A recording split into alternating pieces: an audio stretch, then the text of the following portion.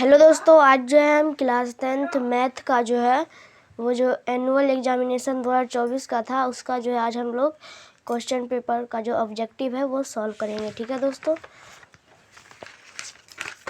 तो आते हैं दोस्तों पहले प्रश्न पर। समांतर श्रेणी इतना इतना इतना का 11वां पद क्या होगा। तो दोस्तों अगर आप इसे सॉल्व करेंगे तो आपका 11वां पद 22 आ जाएगा। ठीक है, और एक बात और यहाँ कि ये जो है सेट बी का प्रश्न है। ठीक है, सेट बी का। अब देखिए समांतर श्रेणी 41 38 35 कोमा 8 डैश डैश 8 में पदों की संख्या, इसमें हमें पदों की संख्या ज्ञात करना है। ठीक है, तो इसमें पदों की संख्या जो है वो हमारा 12 आ जाएगा। तो इसमें पदों की संख्या हम इस वाले फॉर्मूले से निकालते हैं। ठीक है, अब जो है आगे प्रश्न पर आ जाते हैं। तो समांतर श्रेणी 2 4 6 8 के प्रथम 50 पदों का योगफल जो एसन वाला फॉर्मूला है उससे निकालने के बाद 2550 आ जाएगा। ठीक है, अब है बिंदु 2,2√7, -3 किस चतुर्थांश में है। तो ये दोस्तों जो है चतुर्थांश में है, जिसका जो है वो साइन होता है प्लस माइनस, और ये प्लस में और ये माइनस में। ठीक है, अब आते हैं अगले प्रश्न पर।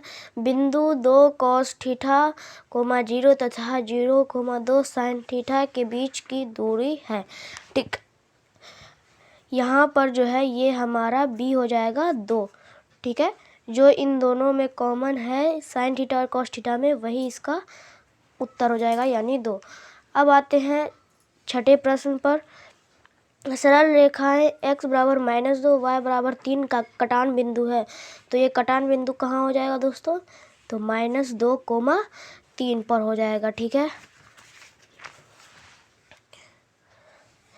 अब जो है बिंदु 7, -4 एवं -5, 1 के बीच की दूरी है।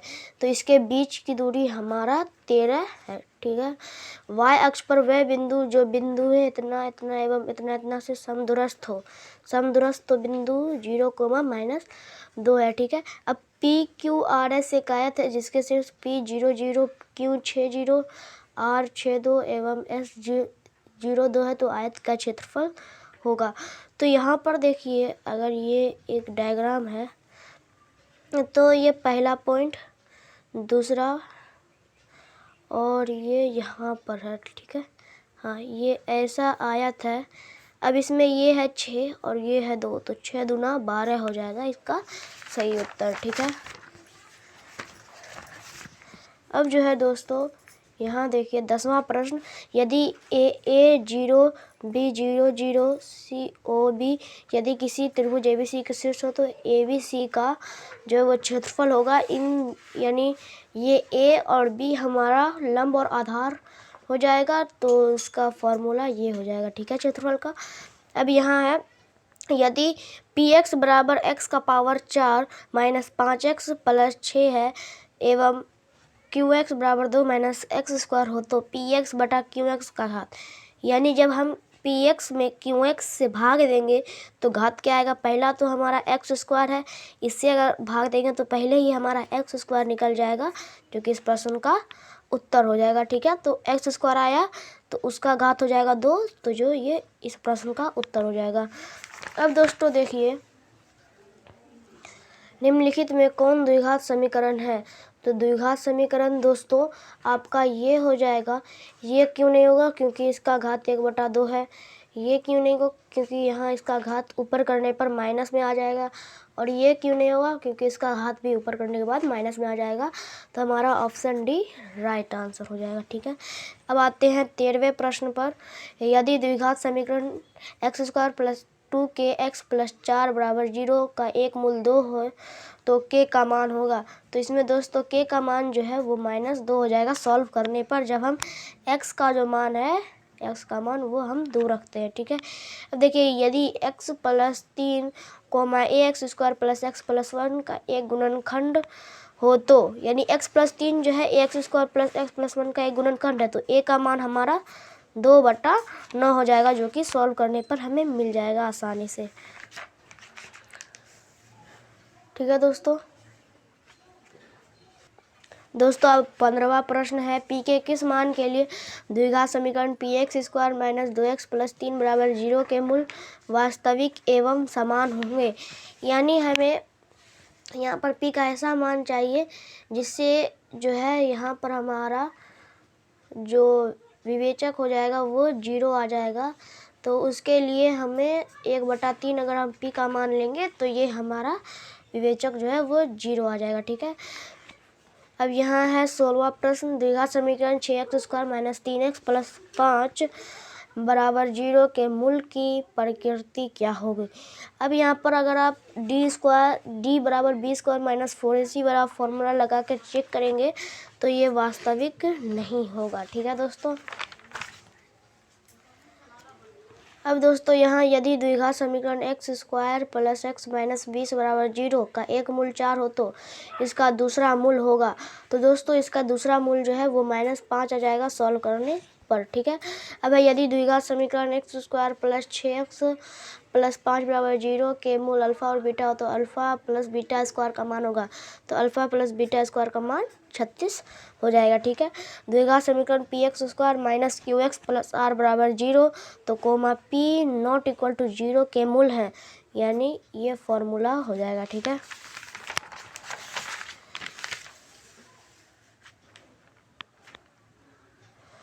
अब दोस्तों यहाँ देखिए, यदि x बराबर -1 दोनों समीकरण के लिए जो है एक उभयनिष्ठ मूल है। ठीक है, तो p प्लस q का मान x का मान -1 रख के इससे हम p का मान निकालेंगे और इससे q का मान निकालेंगे तो आपको जो है वो -1 प्राप्त हो जाएगा। ठीक है, देखिए किसी वृत्त की दो समांतर स्पर्श रेखा के बीच की दूरी 10 सेंटीमीटर है तो वृत्त की त्रिज्या दोस्तों क्या हो जाएगी 5 सेंटीमीटर। ठीक है,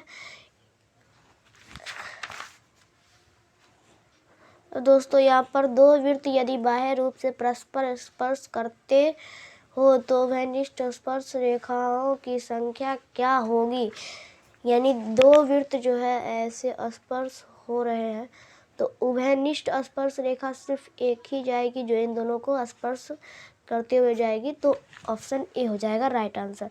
अब जो है प्रश्न 23 है, किसी बाह्य बिंदु P से वृत्त पर PA एवं PB दो स्पर्श रेखा खींची गई है। यदि PA बराबर 6 सेंटीमीटर तो PB बराबर हमारा 6 सेंटीमीटर हो जाएगा, क्योंकि स्पर्श रेखा जो है किसी बाह्य बिंदु से खींचने पर जो है बराबर होती है।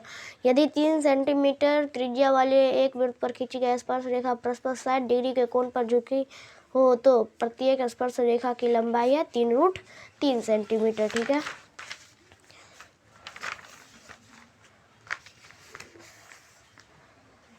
अब यहाँ पर दोस्तों यदि साइन 20 डिग्री प्लस थीटा बराबर कॉस 30 डिग्री तो थीटा का मान हो जाएगा हमारा 40 डिग्री। ठीक है, यदि त्रिभुज ABC में C बराबर 90 डिग्री तो साइन A प्लस B ये हमारा क्या हो जाएगा दोस्तों 1 हो जाएगा।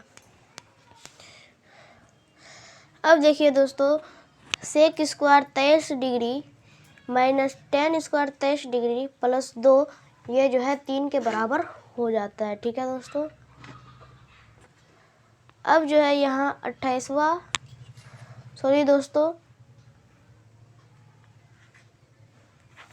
यहाँ हमारा 27वां प्रश्न था जिसका आंसर डी आ जाता है, और 28वां प्रश्न x cos theta equal to 1, tan theta बराबर y तो x square minus y square का मान 1 आ जाएगा। यदि tan थीटा बराबर 3/4 तो sin थीटा का मान 3/5 आ जाएगा। ठीक है दोस्तों, 1 प्लस कॉस ए बटा 1 माइनस कॉस ए ये रूट में है तो इसका मान जो है दोस्तों वो cosec a plus cot a आ जाएगा। ठीक है, अब जो है घनाभ की लंबाई चौड़ाई का एवं ऊंचाई क्रमशः 15 मीटर 6 मीटर 5 मीटर तो घनाभ का पार्श्व पृष्ठीय क्षेत्रफल 210 हो जाएगा। 8 सेंटीमीटर भुजा वाले घन में से 4 सेंटीमीटर भुजा वाले कितने घन बनाए जा सकते हैं, तो वो 8 है।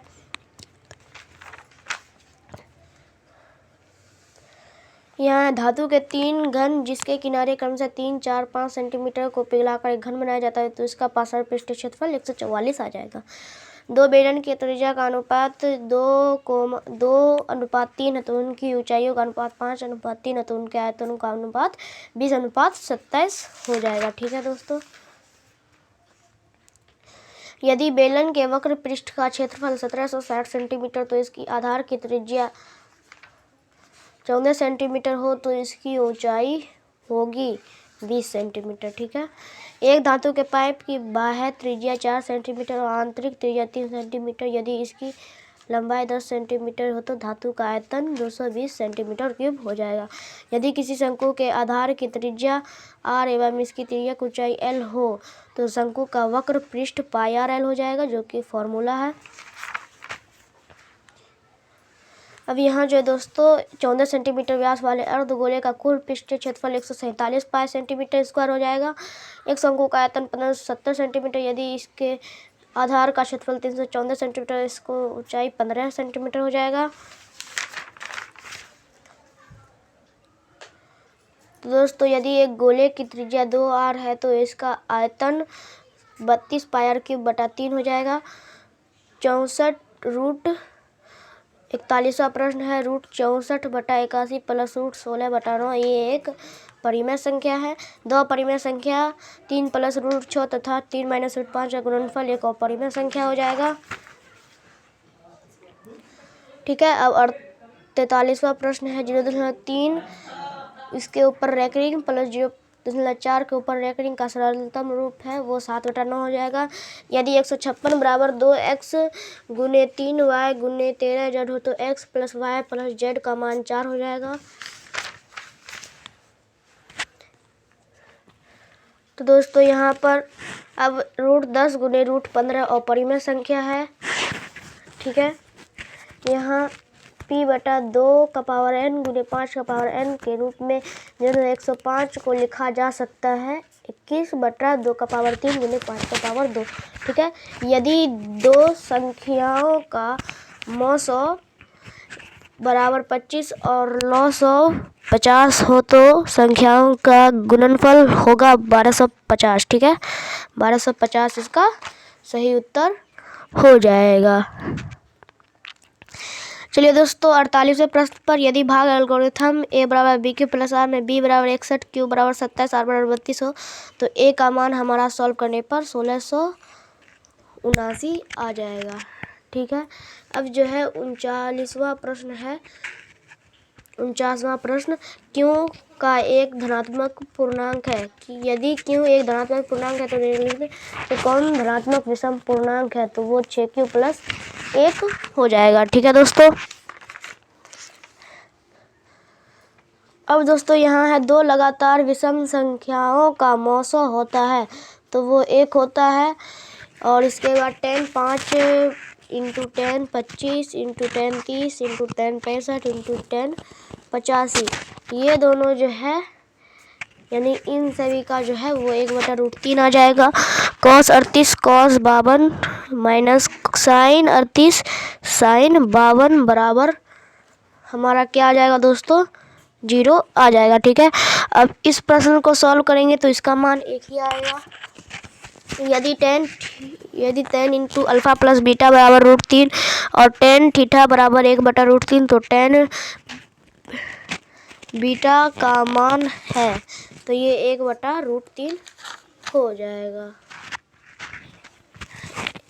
यहाँ √2 इंटू साइन π/4 प्लस कॉस π/4 बराबर 2 हो जाएगा, और a cos theta plus b sine theta बराबर 4 तथा a sine theta minus b cos theta बराबर 3, तो a² प्लस b² का मान है 25। ठीक है, दो वृत्तों के क्षेत्रफल का अनुपात x² y² है तो उनकी त्रिज्याओं का अनुपात हो जाएगा दोस्तों x/y।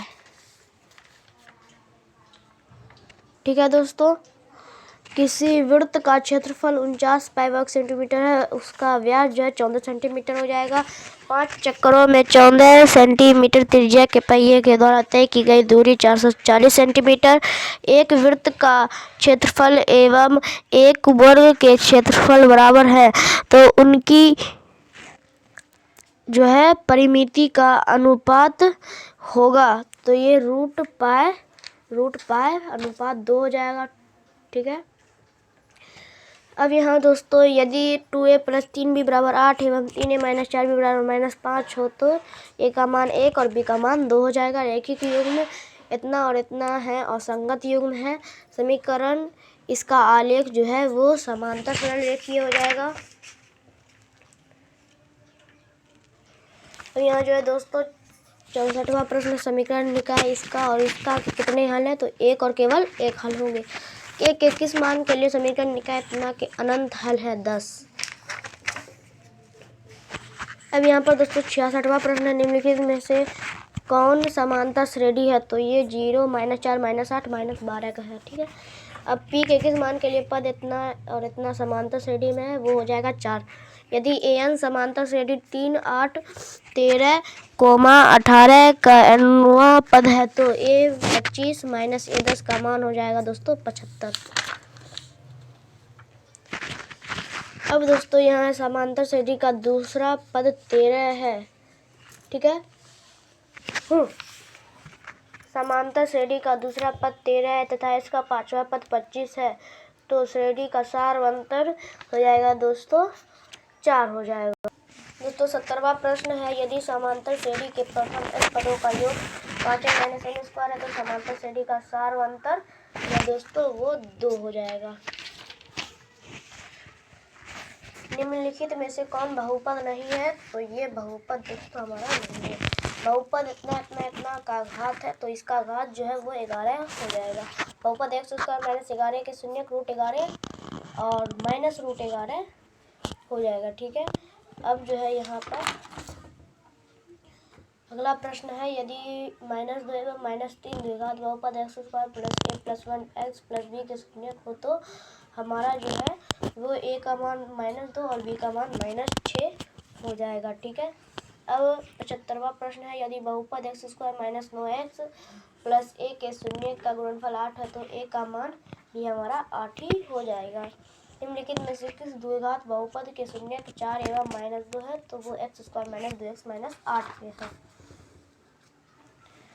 अब उसके बाद यदि बहुपद 3x = x² + 3x - 4 के शून्य का अल्फा एवं बीटा हो तो अल्फा बीटा बटे 4 का मान हो जाएगा।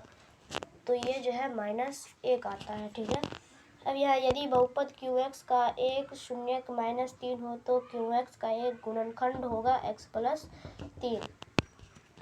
यदि fx x का पावर 4 - 2x का पावर 3 - x + 2 तो gx x² - 3x + 2 से घात किया जाए तो भागफल का घात भी 2 हो जाएगा।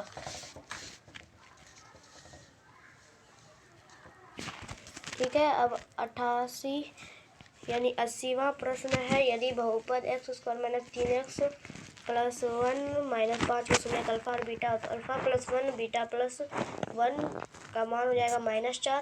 प्रथम 10 विषम संख्याओं का माध्य 10 होता है। 15, 6, 16, 8, 22, 21, 9, 18, 25 का जो माध्यिका है वो 16 हो जाएगा। अब इसमें 0, 6, 5, 1, 6, 4, 3, 0, 2, 6, 5, 6 का बहुलक 6 हो जाएगा।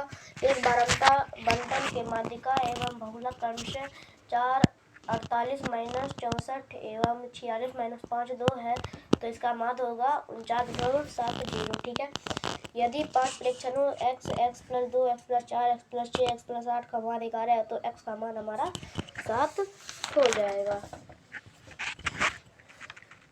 एक असंभव घटना की प्रायिकता 0 होती है। PE = 0.4 है तो PE' का मान क्या होगा, PE और PE' का मान जो दोस्तों वो 1 होता है तो इसी तरीके से PE' का मान 0.6 हो जाएगा। 2 पासों के फेंकने पर संभव परिणामों की संख्या है 36। यहाँ है निम्नलिखित में से कौन सी किसी घटना की प्रायिकता नहीं हो सकती है, वो 1.5 नहीं होगा। एक पासे की एक फेंक में विषम संख्या नहीं आने की प्रायिकता 1/3 है।